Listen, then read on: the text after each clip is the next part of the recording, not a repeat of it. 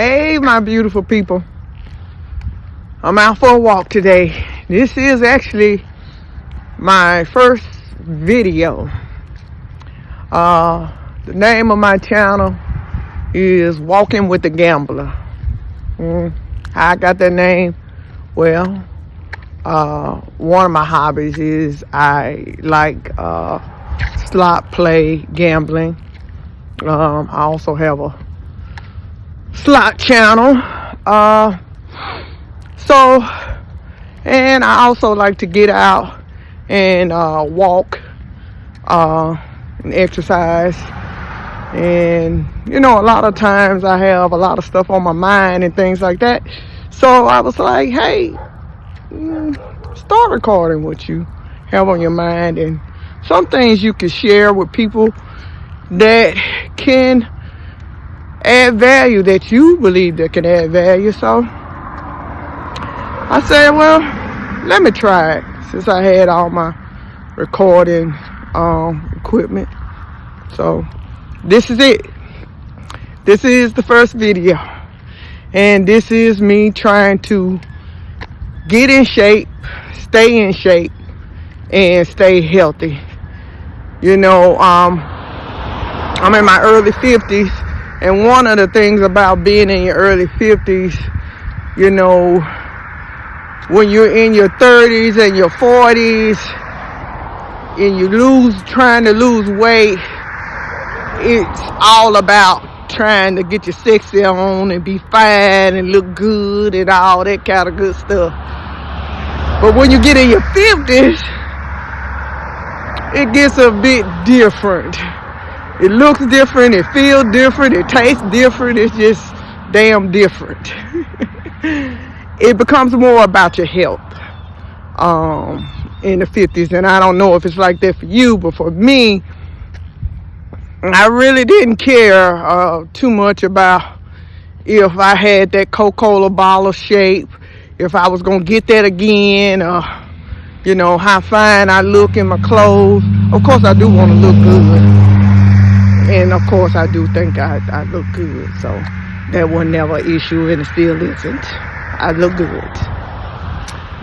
But, you think more about, that cholesterol, that is your sugar levels okay, your blood pressure, those types of things. You think more about moving. You want your joints not to be stiffing up on you and stuff like that. So exercising takes on a different meaning when you get in your 50s. And if that's the case for you guys, let me know, anybody that's in your 50s, if it changed.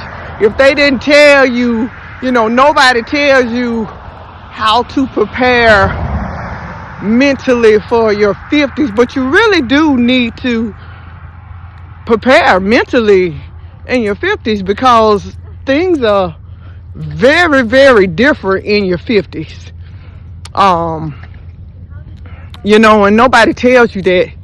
You think it's going to be the same as it was in your 30s and the same as it was in your 40s. But 50 rocks a little different than the other decades, the past decades. So that's what I'm out doing. Getting in shape, staying healthy, trying to move, those types of things. So that's like a brief introduction, but the main thing I probably wanted to talk about on this video, and the thing that was on my mind on this walk, was retirement. And if you're in your 50s and you can relate, when you're in your 50s, you start to think and look a little bit more at retirement than how you used to look at it. And then a lot of times, some of us are ready for retirement. Some of us are like, oh, Yeah. Oh, hell. We look at them checking accounts. We don't know what the hell a 401k is or what a 401k is. Where the pension at? Because all the companies took away the pensions years and years ago. So you start to think about it a little differently. Your retirement. And so that's what this conversation is going to be about. Now, everybody know me that I've always been really good with money, and sort of have always made some pretty good decisions around my finances.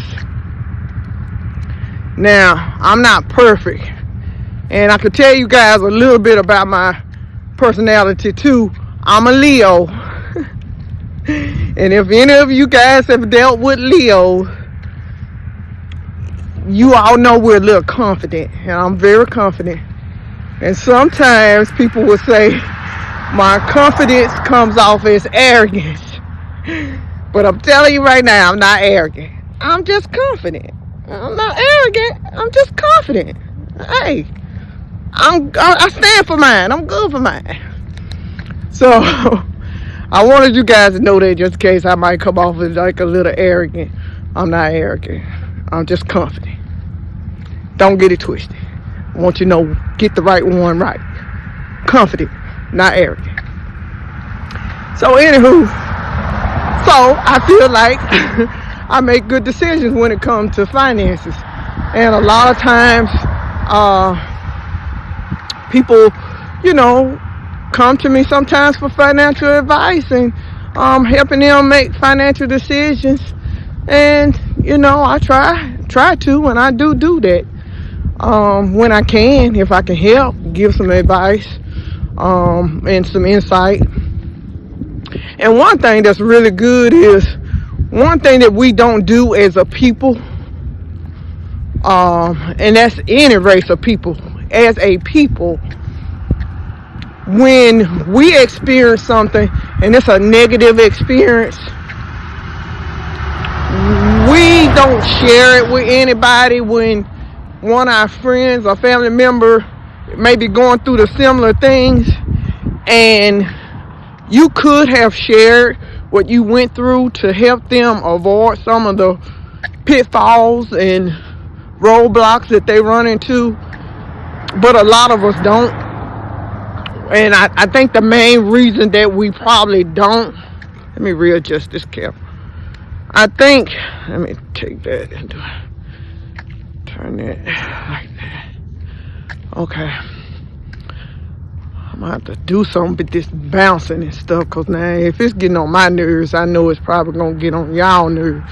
And I hope it don't get on y'all nerves. I might be able to do something about it. I don't know. But anywho, so, when we ourselves run into pitfalls and make mistakes, and sometimes those mistakes could be bad mistakes, we sort of hide it and we don't share it when we could see a family member going down that same road. And we really should share more. We really should be a little bit more caring and forthcoming with our loved ones and families and friends to help them avoid mistakes and pitfalls that we don't make. And some people don't do that. But that's something that I try to do whenever the opportunity presents. If I've experienced something and it went bad for me, and I got a friend or a family member that's telling me something that they went through and that they're currently going through, I will share, what my experience was to help them avoid, some of the pains I went through with it. So that's one thing I would like to say to everybody. Just try to be more helpful to your family and your friends. And, you know, if it's something that you know that could help them and prevent them from experiencing stuff that you've experienced, share and tell them. It won't cost you anything. It's not embarrassing. We've all been through. It ain't no other word for it. We all have been through. I'm just have to beat that out. But we all have been through it. So, you know, help when you can. Give positive advice when you can, especially when it's something that you've experienced that could help one of your friends or loved ones. So that's a tidbit, some tea to help somebody. That's one of the teas. Help somebody. But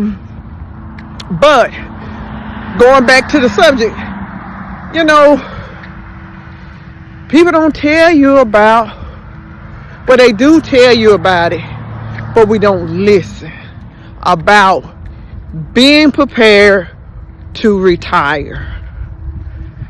I remember when I got out of college, my first job, I was blessed to get a job right out of college. I'm originally from Mississippi. Graduated from the University of Southern Mississippi. As soon as I graduated, myself and my roommate at the time, we both got 2 job offers. She got the job offer first. The recruiter was talking to her on the phone, and the recruiter heard me in the background and said, "Oh, you got a roommate?" And she said, "Yeah, my roommate just graduated." She said, "In the same thing?" I said, "Yeah." She said, "Yeah." And they said, "Well, put her on the phone." And they said, "Hey, you know how to do IT?" "Yeah." "You know how to code COBOL?" "Yeah." "You want a job?" I said, "Yeah." "What you gonna give me?" And they said, $35,000 a year. And we're going to give you, I think it was $3,500 or $4,000 to relocate to Charlotte, North Carolina. And I was like, say what? It's like, yeah, we'll give you the same thing. And even though y'all moving together, we're going to still each give y'all the same package or what have you.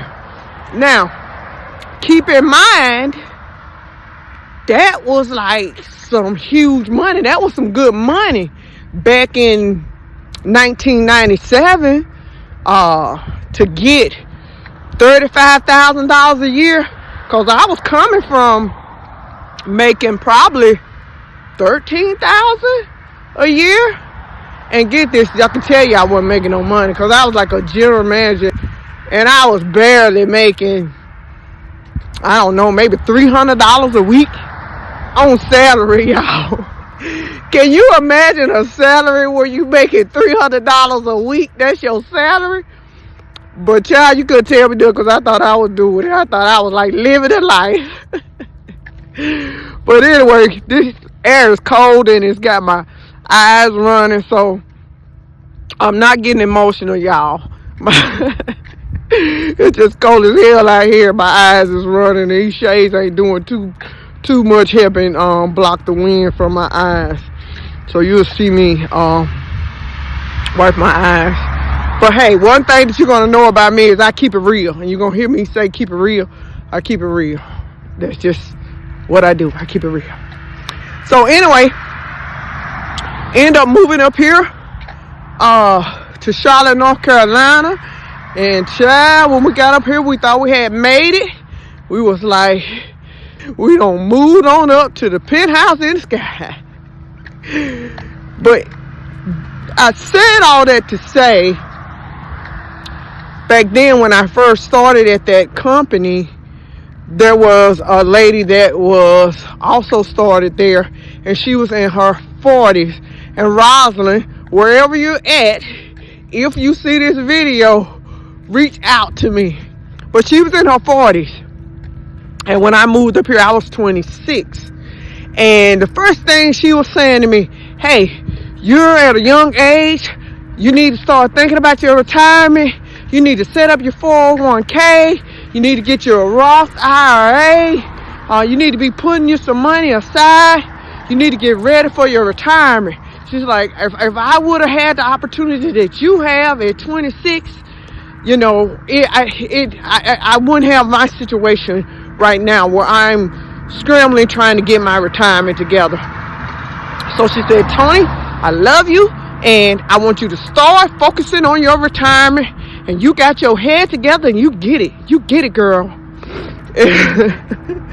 And I was like, okay, yeah, I'ma get it, yeah, girl, I'm ahead of the game, I'ma do it.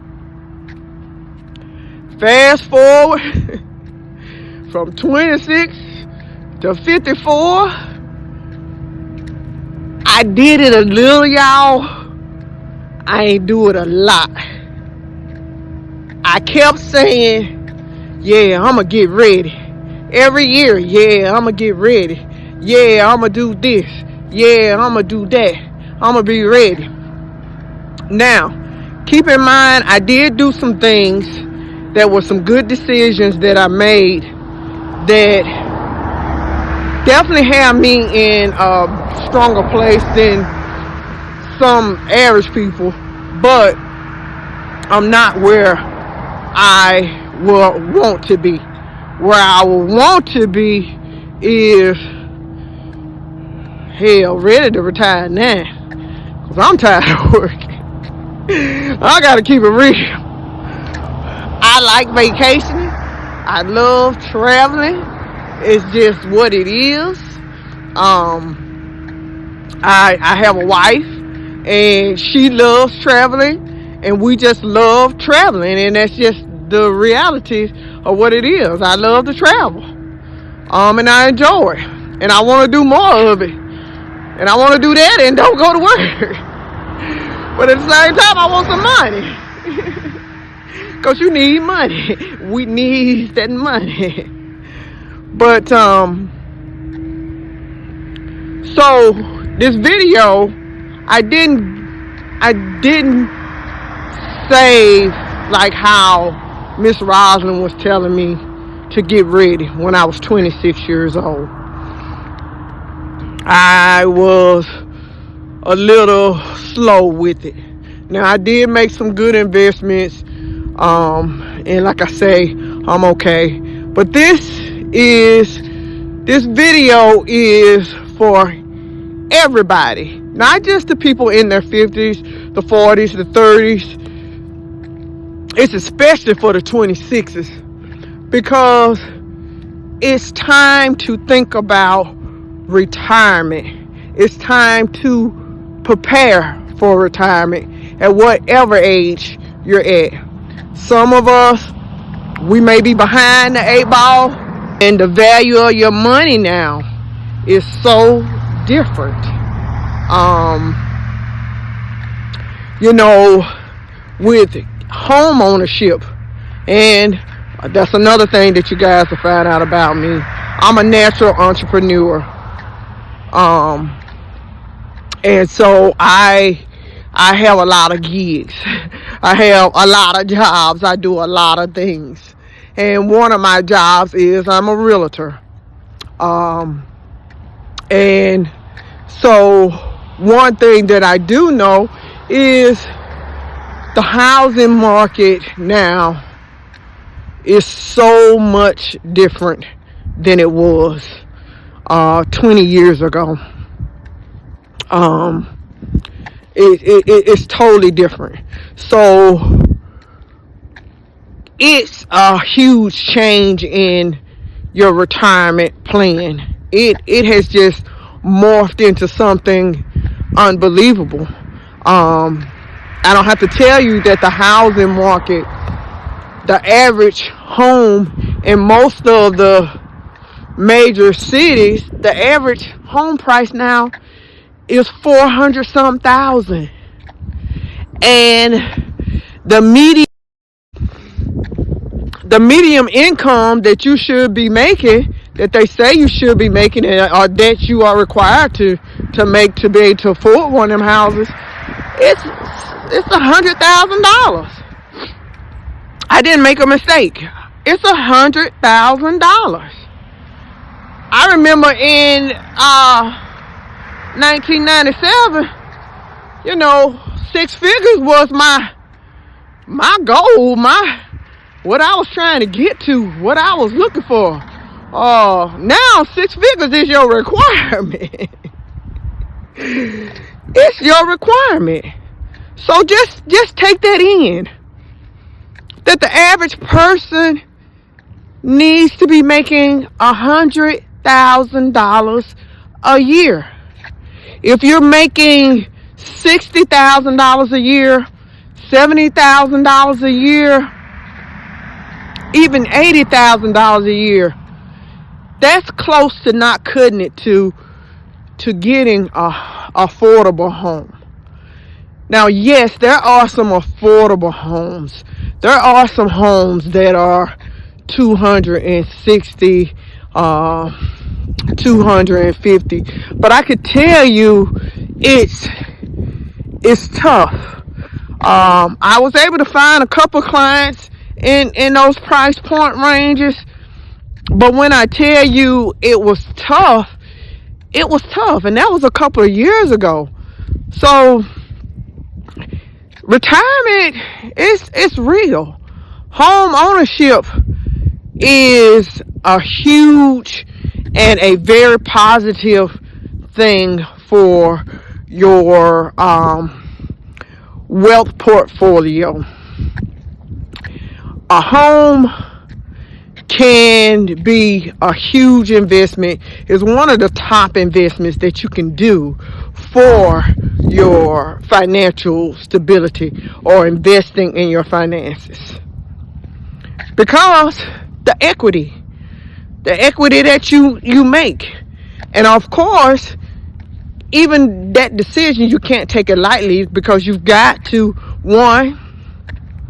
this is advice I tell everybody, and I'm not just telling you this because I'm a realtor, but when you buy a house, get you a realtor.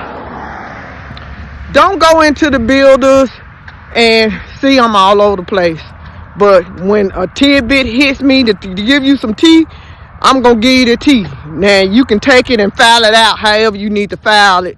Like, file it over here, or file this information over there, or file this information. But when some hit me to give you some tea, I'm going to give you some tea. So I might jump all over the place. But I hope that you will appreciate that, because I'm keeping real. That's what I'm doing. So this piece of tea is, if you are buying a house, get you a realtor. But don't just get you a realtor because they say they're a realtor, because there's some crappy realtors out here. I'm going to keep it real. They sorry. Now, not me. But find you a realtor and do your research on that realtor to make sure that realtor is a good realtor. Don't get me wrong. There's some super good realtors out there. Do your homework and find you a good realtor. But when you buy a house, you should get you a good G-O-O-D realtor. A G-O-O-D realtor. Yes, buying a house is a good investment towards your retirement.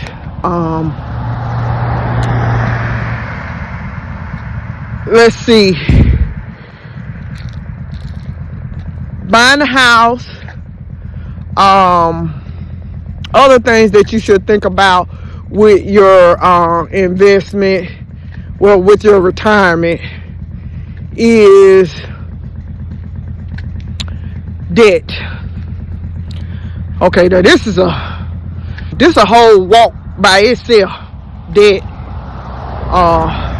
Cause a lot of us don't know how to manage debt. One of my walks, I'm gonna have to tell y'all about how to save money, because some people, believe it or not, don't know how to save money. You know, a lot of people, you think about what your parents teach you. Only parents that I can recall, or that I've seen, and this is just speculation, parents that got money In most cases, they teach their kids about money. But parents who making it end meets to end meets, they ain't teaching you about their kids about money because they don't know about money. They know a real important thing.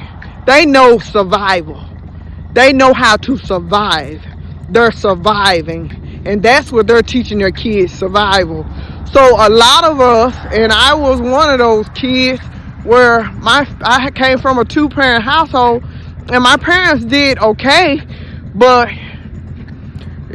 we were poor.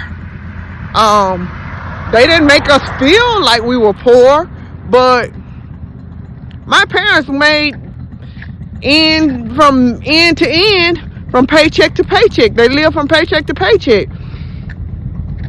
And they did not teach me anything about money. What I did learn was what I didn't like about money. And what I learned was is that if you don't pay that furniture note, they're going to come take your sofa. I saw that. I know that. I'm keeping it real. Yeah. Yeah. So I learned that, hey, when you got a bill, guess what? No matter what, and you owe somebody, you got to pay them. I learned that. Or if you don't pay them, they going to come take their stuff. But, anywho, yeah, so a lot of households and a lot of us, we didn't get taught how to manage money management. But I learned money management from looking at poor money management. So that's how I learned money management, from looking at poor money management. So that's a whole nother video, which I will probably let be the next video that I do. But let me try to sum this one up, because I wanted to talk about the retirement, and I will do another one on retirement. But this one is to everybody: start thinking about retirement. Start Googling AI, ChatGPT, asking about retirement. It's time. You guys need to think about it. You need to get prepared for it. It's a much different United States that we live in. You're going to have to move differently. Retirement looks different. You know, back in the day, the goal was save $1 million and you'll be set for retirement.